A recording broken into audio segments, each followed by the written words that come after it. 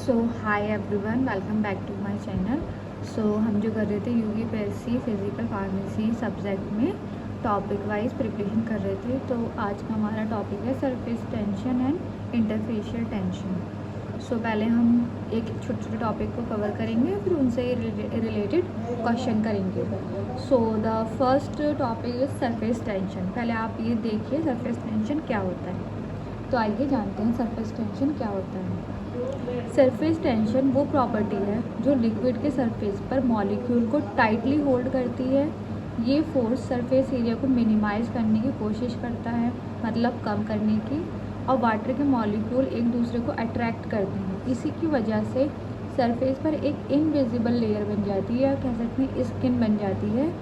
और कुछ इंसेक्ट मतलब पानी में चल सकते हैं, वो इसी की वजह से होता है, सरफेस टेंशन की वजह से। सो इससे रिलेटेड क्वेश्चन है। फर्स्ट क्वेश्चन है surface tension is measure A mmHg, B joule, C dyne per centimetre, या D watt. So right answer है C dyne per centimetre. Next topic है हमारा इंटरफेशियल टेंशन। इंटरफेशियल टेंशन क्या है? जब दो मिसिबल लिक्विड जैसे ऑयल और वाटर मिलते हैं तो उनके बीच जो बाउंड्री बनती है उससे इंटरफेस कहते हैं। दोनों लिक्विड के बीच एक अट्रैक्शन कम होती है, जिससे एक टेंशन डेवलप होती है, जिसे इंटरफेशियल टेंशन कहते हैं। सो इससे रिलेटेड क्वेश्चन जो आते हैं वो ये आते हैं कि इंटरफेशियल टेंशन के प्रेजेंट किस किस के बीच में होता है। So first option is solid and solid, B gas and gas, C two immiscible liquid, या D vapour and water. So the right answer is two immiscible liquid. तो थर्ड है कांटेक्ट एंगल। ये इम्पॉर्टेंट है। जब कोई liquid drop solid surface पर गिरती है तो किस एंगल पर रेस्ट करता है, मतलब किस एंगल पर वो क्या होता है, गिरता है, उसे कांटेक्ट एंगल कहते हैं। अगर एंगल छोटा हो तो लिक्विड अच्छी तरह स्प्रेड हो जाता है, मतलब वेटिबिलिटी जो होती है अच्छी होती है। और अगर कांटेक्ट एंगल बड़ा होता है तो वेटिबिलिटी क्या हो जाती है, कम हो जाती है। सो यहाँ पूछा गया है अगर लो कांटेक्ट एंगल होगा तो वेटिबिलिटी क्या होगी। सो यू नो, अभी मैंने आपको बताया तो क्या होगी, अगर लो कांटेक्ट एंगल होगा तो गुड वेटिबिलिटी होगी। पुअर, ए ऑप्शन है poor wetting, B good wetting, C no wetting, या D irregular wetting. So right answer is B good wetting. Next है आपका वेटिंग एजेंट क्या होते हैं। वेटिंग एजेंट वो केमिकल होते हैं जो लिक्विड को सॉलिड सरफेस पर स्प्रेड करने में हेल्प करते हैं। इनका काम सरफेस टेंशन को कम करना होता है, ठीक। सो इससे रिलेटेड क्वेश्चन है wetting agent are mainly use, A increase friction, B reduce evaporation, C improve spreading liquid, या D absorb water. So the right answer is improve liquid spreading. Next है आपका एड्सॉर्प्शन एट इंटरफेस। ये absorption नहीं है, adsorption है, AD. Absorption and adsorption दोनों अलग अलग हैं। तो पहले हम देखते हैं एड्सॉर्प्शन क्या होता है। एड्सॉर्प्शन एक सरफेस फिनोमिना है जिसमें मॉलिक्यूल या आयन किसी सॉलिड या लिक्विड के सरफेस पर एक्यूमुलेट जाते हैं, मतलब इकट्ठे हो जाते हैं, जमा हो जाते हैं। इंटरफेस पर एब्जॉर्प्शन होने से सरफेस प्रॉपर्टीज चेंज हो जाती है, जैसे सरफेस टेंशन कम हो जाती है। So the question is absorption occur at A bulk of liquid, B surface और interface, C centre of solid, या D none of the above. So the right answer is surface और interface. Next है आपका surfactant. Surfactant होते हैं surface active agent. Surfactant वो compound होते हैं जिनके मॉलिक्यूल एक एंड, मतलब एक जो साइड होता है वो हाइड्रोफिलिक मतलब वाटर लविंग होता है, और जो दूसरा होता है वो हाइड्रोफोबिक मतलब वाटर हीटिंग होता है। ये सरफेस टेंशन कम करके वेटिंग, एमल्सिफिकेशन और डिटर्जेंसी में हेल्प करते हैं। So the question is what is of the following is the surfactant. A glucose, B sodium chloride, C sodium lauryl sulphate, या D paracetamol. So the right answer is sodium lauryl sulphate. इसका एक end hydrophilic होता है and next one is a hydrophobic. So the next question is HLP। Hydrophilic lipophilic balance. So HLB एक क्या होता है, scale होता है जो क्या बताता है सर्फेक्टेंट क्या है, वाटर लविंग है या ऑयल लविंग है। अगर सर्फेक्टेंट मतलब जो HLB स्केल है वो 0 से 10 के बीच में होता है तो वो ऑयल सॉल्यूबल होता है, और अगर वो 10 से 20 के बीच होता है तो वो वाटर सॉल्यूबल होता है। इमल्शन बनाते वक्त हमें ये ध्यान रखना चाहिए कि HLB वैल्यू क्या है, या HLB वैल्यू हमें ज़रूर पता करनी चाहिए। So the question is a surfactant with the HLB value is 15 is oil soluble, B water soluble, C neutral या D insoluble. So the right answer is water soluble. Next आपका टॉपिक है micelle. What is micelle? जब surfactant solution का concentration CMC मतलब CMC की form होती है क्रिटिकल मिसेल कंसंट्रेशन से ज़्यादा होता है तो सर्फेक्टेंट मॉलिक्यूल एक ग्रुप बना लेते हैं, उसको मिसेल कहते हैं। मिसेल के सेंटर में एक हाइड्रोफोबिक टेल होती है और आउटर साइड क्या होता है, हाइड्रोफिलिक हेड होता है, उसको ही हम मिसेल कहते हैं। So the question is micelle are formed when the surfactant concentration is below CMC, at CMC, above CMC या zero. So the right answer is above CMC, जैसे इसमें दिखाई रखा है जब सर्फेक्टेंट सॉल्यूशन का कंसंट्रेशन CMC से ज़्यादा हो जाए तो इसलिए above CMC is the right answer. So the next question is CMC critical micelle concentration. अभी आपने पढ़ा है CMC वो मिनिमम कंसंट्रेशन होती है जहाँ से सर्फेक्टेंट मिसेल्स बनाना स्टार्ट करता है, ठीक है, मतलब यहाँ से बनाना स्टार्ट हो जाता है। इसके बाद सरफेस टेंशन कांस्टेंट हो जाता है, इसके बाद नहीं होता है, सिर्फ वो कांस्टेंट रहेगा। सो इसमें दे रखा है question what happen at CMC। A surface tension increases, B micelle form, C emulsion break या D absorption stop. So the right answer is B micelle form. अब नेक्स्ट है आपका टॉपिक जीटा पोटेंशियल, ये इम्पोर्टेंट है।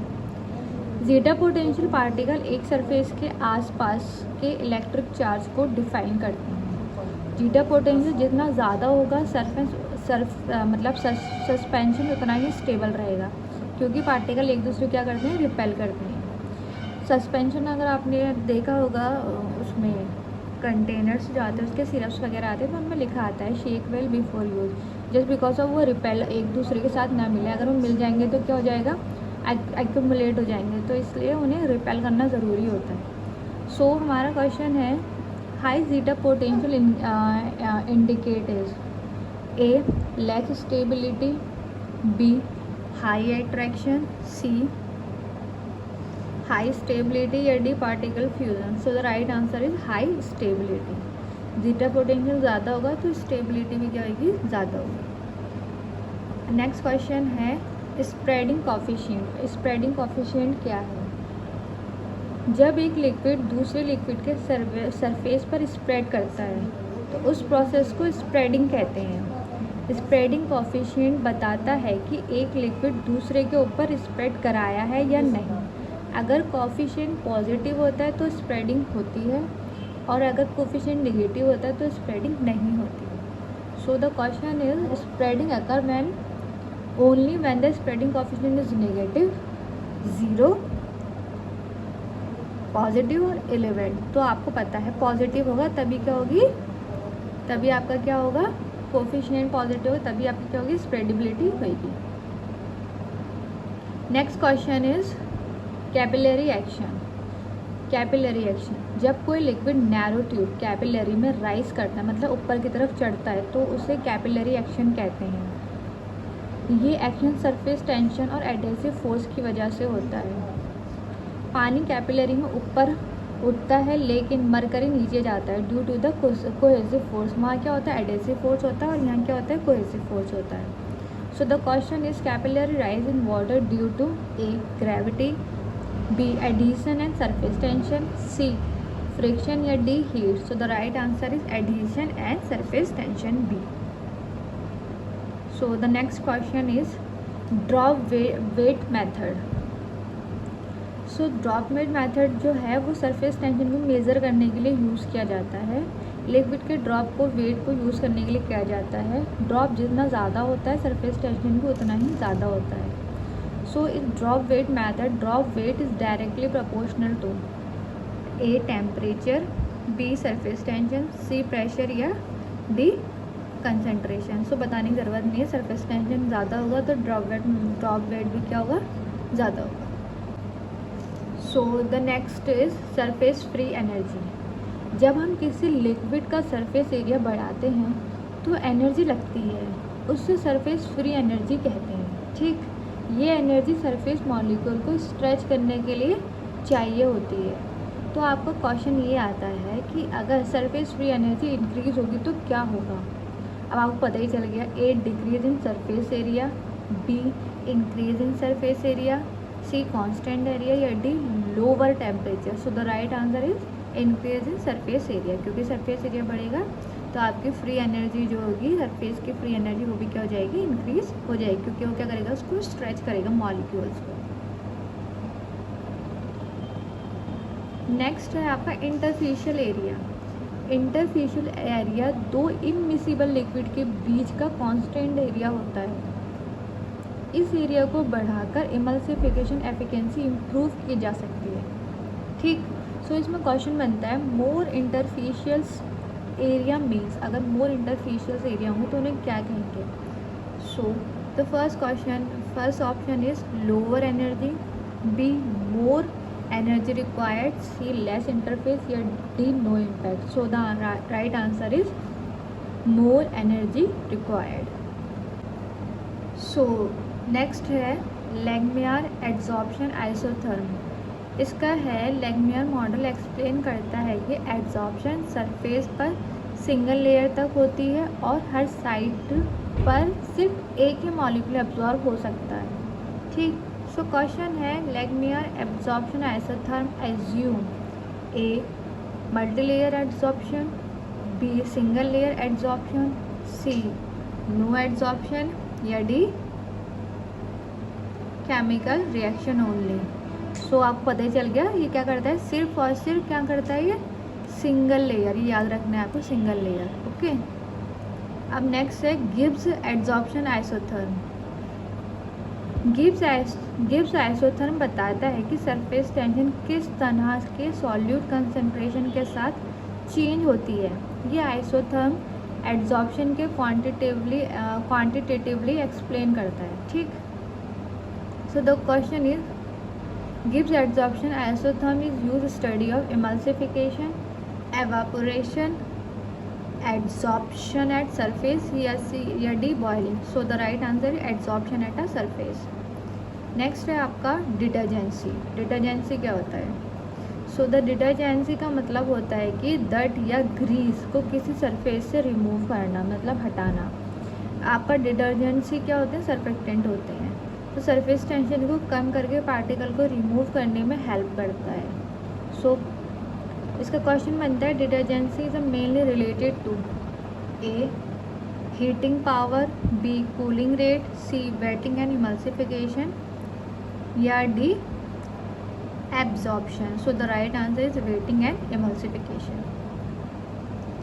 अब है आपका application in pharmacy.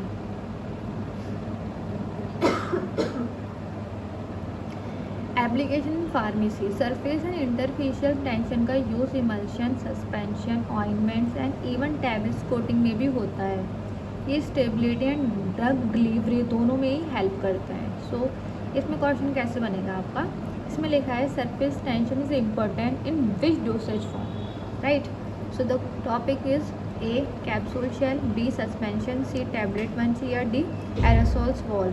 सबसे ज़्यादा अगर पूछा जाएगा डोसेज फॉर्म में, सिर्फ डोसेज फॉर्म की बात चल रही है और कोई ऑप्शन नहीं है. सो आप लिखेंगे सस्पेंशन, वरना आपका इमल्शन भी आएगा, ऑइंटमेंट्स भी आएगा. एंड लास्ट टॉपिक है हमारा इमल्सिफिकेशन. इमल्सिफिकेशन एक प्रोसेस है जिसमें दो इमिसिबल लिक्विड को मिक्स करके स्टेबल इमल्शन बनाया जाता है. ये तो आप लोगों को पता ही होगा. सरफेक्टेंट इज द प्रोसेस में ब्रिज बनाते हैं दोनों लिक्विड्स के बीच में. ठीक, सो क्वेश्चन बनता है आपका emulsification in help mixing A solid and gas, B two immiscible liquid, C two immiscible liquids या D solute and solvent. So the right answer is two immiscible liquid. I hope so आप लोगों को समझ आया होगा। अगर आपको कुछ नहीं समझ में आया तो आप पूछ लें, मुझे कमेंट कर सकते हैं। Thank you.